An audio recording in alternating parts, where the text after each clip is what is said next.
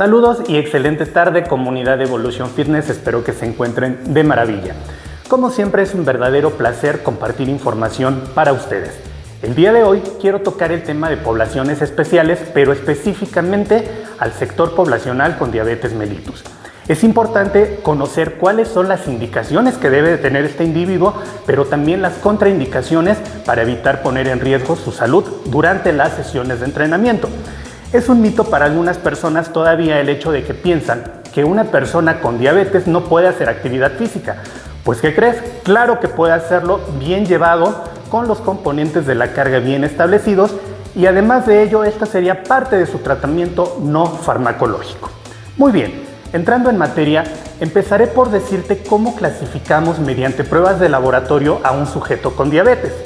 Se han establecido los siguientes criterios. El primero de ellos nos dice que para que una persona sea catalogada como diabética, debe de tener una determinación de glucosa en ayuno mayor o igual a 126 miligramos por decilitro. Si esta determinación se repite en días no consecutivos y el valor es el mismo o muy aproximado, estaríamos hablando que el sujeto desafortunadamente está cursando con diabetes. El segundo de los criterios es: si en una determinación casual de glucosa el individuo arroja un resultado por arriba de 200 miligramos por decilitro, también estaría clasificándose como una persona con diabetes.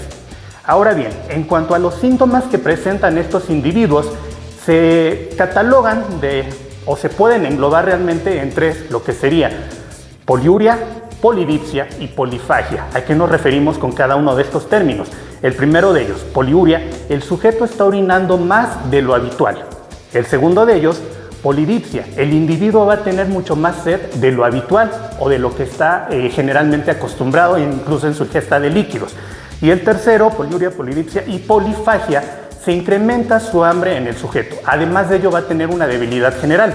Clínicamente eso es lo que estaría presentando, y si esto lo correlacionamos con los datos de laboratorio, pues tenemos un panorama mucho más amplio para poder clasificarlo.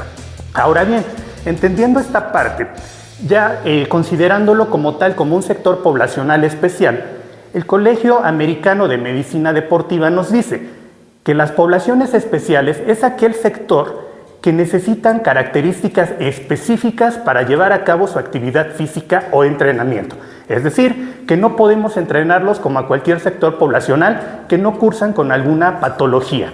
Entonces, se han establecido algunos criterios para los entrenamientos de este tipo de población. El Colegio Americano de Diabetes, la Asociación Americana de Diabetes, nos marca algunas directrices donde nos da los componentes de la carga perfectamente establecidos. Componentes de la carga nos referimos al volumen, intensidad, la densidad y la frecuencia en lo que estos individuos pueden hacer su actividad física. Por otro lado, tenemos una certificación que tomé y que me avala como entrenador de poblaciones especiales en el año 2020, donde se nos manejan estos mismos componentes de la carga, salvo algunas modificaciones. Y finalmente, el tercer criterio que consideramos nosotros aquí en Evolution Fitness es la norma oficial mexicana 015 de la Secretaría de Salud del año 2018, en la cual también se especifica o se establece la actividad física como parte de un tratamiento no farmacológico a los individuos que están cursando con diabetes.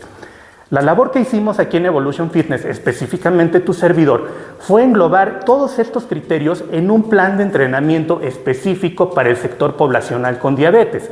Entonces, hemos establecido los criterios perfectamente para poder llevar a cabo el entrenamiento de estos individuos. Ahorita lo vamos a desglosar para que nos quede claro qué es lo que puede hacer respecto a la actividad física. Previo a ello, necesito mencionarte la importancia que tienen las indicaciones, pero sobre todo las contraindicaciones para evitar poner en riesgo a esta persona que está cursando con diabetes. En el caso de las indicaciones, es de suma importancia. Cuando llegan a hacer su actividad física, mi responsabilidad como coach es preguntar cómo son sus niveles de glucosa de este día. Si el individuo me arroja un resultado por arriba de 300 miligramos por decilitro, definitivamente queda pausada su actividad física. No podemos ponerlo en riesgo. En contraparte, si el sujeto me está dando un valor de glucosa por debajo de 100 miligramos por decilitro, sería un riesgo también poder llevar a cabo la actividad física. En este segundo punto se preguntarán el por qué. Si un valor normal de glucosa va entre 70, 106 o 110 miligramos por decilitro. No podemos saber si el entreno cursa con hipoglucemia, que es mucho más riesgosa que una hiperglucemia. Entonces no puedo llevarlo a una actividad física si no estoy seguro de cuáles son sus datos o sus valores de glucosa del día. Entonces es realmente primordial conocer este dato antes de que el individuo pueda desarrollar su actividad física. Otro de los puntos de suma importancia es, se sugiere que lleguen acompañados, sobre todo retomando el punto anterior, si cursan con cuadros de hipoglucemia. No sabemos en qué momento pudieran bajar sus niveles de glucosa y pudiera ponerse en riesgo. Y qué mejor que un familiar que pudiera asistirlo, además de la persona que está llevando su entrenamiento. ¿Ok? Entonces, se sugiere también que tenga una ingesta de carbohidratos mínimo de 60 o hasta 90 minutos previos a la actividad física. De igual manera, se sugiere que traiga algún tipo de alimentación, carbohidratos de fácil absorción y que incluso pudiera estarlos consumiendo durante la sesión de entrenamiento.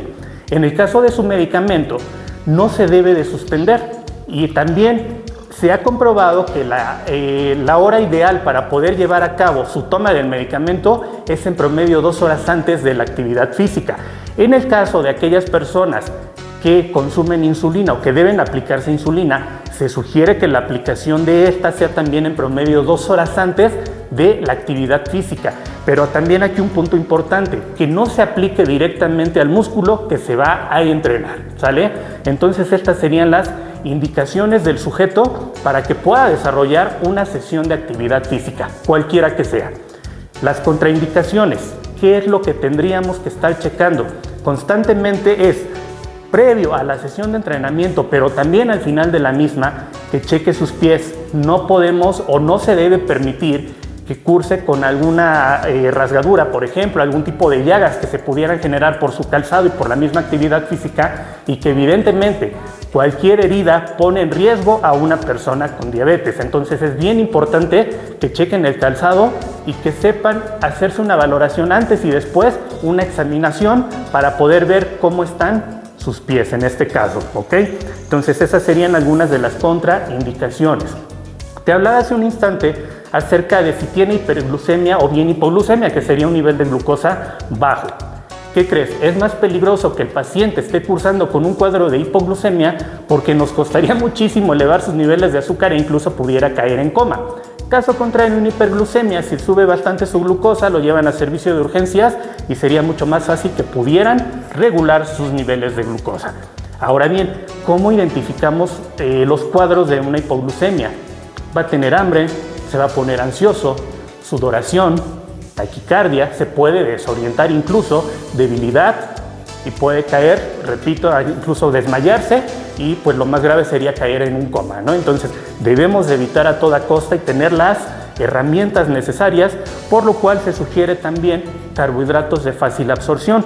Un ejemplo de ellos es cajeta en bolsa, que sería de inmediato darle a que consumiera en el caso de una hipoglucemia para llevar sus niveles nuevamente a valores cercanos a los que maneja y poder así evitar ponerlo en riesgo. Muy bien, ahora la parte del entrenamiento, vamos ya entrando totalmente en materia. Estas directrices que yo te manejaba, tanto de la Asociación Americana de Diabetes, el curso que yo tomé en 2020 y la misma norma oficial mexicana 015, nos marcan diferentes puntos.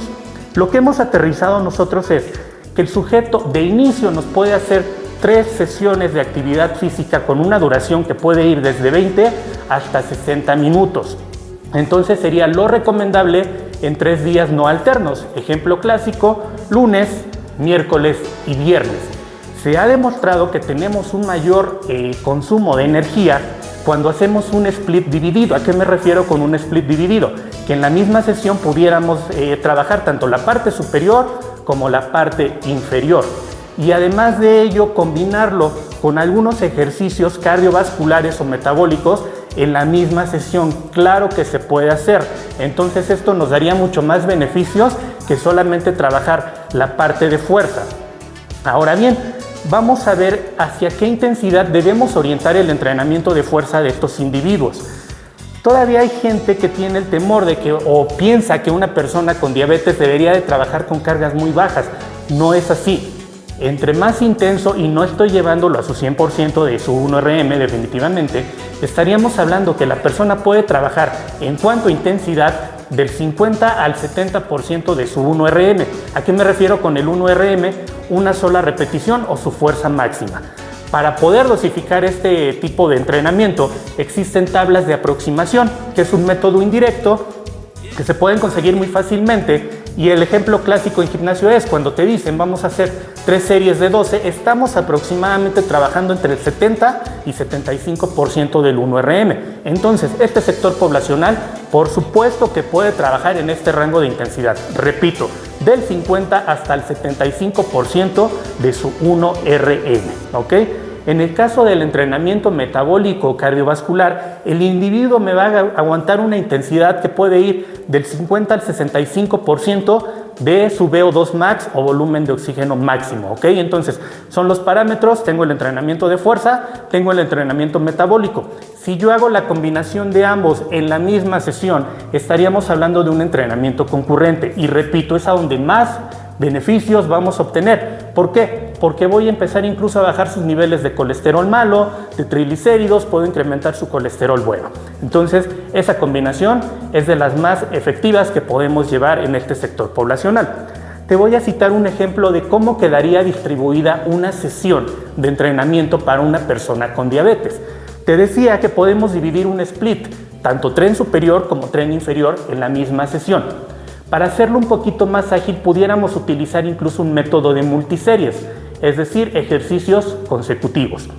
En el caso del día lunes, por ejemplo, pudiéramos trabajar músculos de empuje, que bien pudiéramos combinar desde lo que sería entrenamiento de deltoides, pectorales, vámonos hacia tren inferior, definitivamente sería cuádriceps y glúteo incluso pudiéramos combinar. Brevemente podemos describir cómo sería esta secuencia. Vamos de tren superior a inferior. Iniciaríamos, por ejemplo, con unas elevaciones laterales para el trabajo de deltoides. Para no fatigar solamente el tren superior, podemos combinarlo con un ejercicio del tren inferior. Un ejemplo clásico sería una sentadilla, probablemente en máquina, si es asistida, bien en bandas de suspensión o cualquier tipo de sentadilla. Entonces, llevo trabajo de deltoides, llevo un trabajo de empuje con las piernas, que sería la activación de los cuádriceps, posteriormente pectorales, un press de pecho, por ejemplo, o algunas aperturas, y de ahí me iría a un entrenamiento de glúteo, por ejemplo, un hip thrust, para regresar a lo que sería tríceps, una extensión mediante soga pudiera ser, e incluso pantorrilla, y ahí estaríamos atacando puros músculos de empuje en la misma sesión, repito, mediante un método de multiseries o bien un circuito, si ya estaríamos agrupando alrededor de 6 ejercicios. Al final de la sesión deberíamos de trabajarle la parte aeróbica o cardiovascular, término correcto, metabólico. Entonces con ello estamos atacando todos estos puntos. Al día martes sería un descanso, el día miércoles ahora trabajaríamos músculos de tracción, que estaríamos hablando de trapecio, bíceps, dorsales y femorales, y así lo podríamos ir intercalando. Una vez que el sujeto vaya ganando adaptaciones, podríamos pasar de 3 a 4 sesiones por semana. La duración, como te comenté, puede ir desde los 20 hasta los 60 minutos. Entonces es así como podemos llevar a cabo el entrenamiento de una persona que está cursando con diabetes. Espero que esta información haya sido de suma importancia para ti, que sea valiosa, que la puedas aplicar. Si tienes algún familiar o tú cursas desafortunadamente con esta patología, hay alternativas. Recuerda que la actividad física es uno de los mejores tratamientos no farmacológicos que podemos llevar a cabo. Y aquí en Evolution Fitness definitivamente nos hemos dado a la tarea de desarrollar planes específicos para los sectores de población especial. Con gusto puedes venir, conocer nuestras instalaciones, tomar una clase muestra y créeme que tendremos todos los cuidados si perteneces a algún sector especial para evitar ponerte en riesgo. Pasa una excelente tarde.